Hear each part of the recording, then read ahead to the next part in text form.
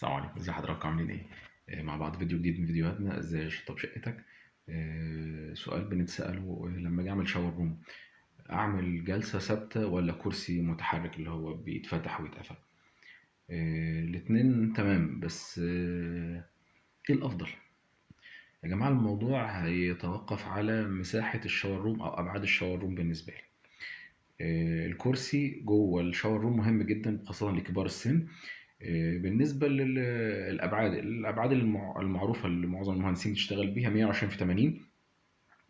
ممكن تزيد ممكن تقل حسب طبعا مساحة الحمام بتاعي وحسب الإمكانيات توزيع العناصر.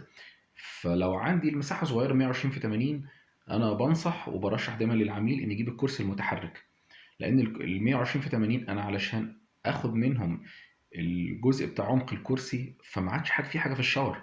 واللي واقف لو هيقف في سنتر الشاور مثلا 60، فاللي واقف وفي حاجه جايه في رجله فواقف مش مرتاح. واحنا طبعا في علم الديكور هدفنا الاساسي هي راحه العميل او راحه الشخص نفسه في استخدام العناصر المتوفره اللي موجوده في الفراغ.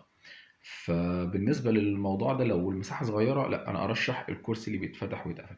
طب لو انا عندي مساحه كبيره ومساحه ما شاء الله مثلا 150 160، ممكن أعمل ساعتها جلسة ثابتة، سواء هابني وهاعمل سيراميك أو هتبقى رخام وبقطوع ثابت.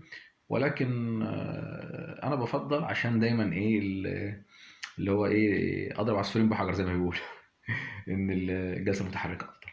هي بنضاف طبعًا في طريقتي من وجهة نظري إن أنت في الحالتين ما بتضايقش اللي قاعد بياخد شاور، وبتبقى الاستعمال على قد الراجل سواء حد ذو احتياجات خاصة أو كبار السن.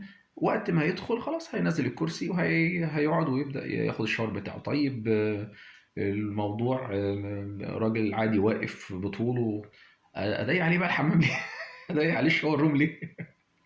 لا، يبقى الكرسي مرفوع ويتعامل وياخد شاور براحته ويستجم ومع بعض مع فيديو جديد ازاي تشطف شقتك. السلام عليكم.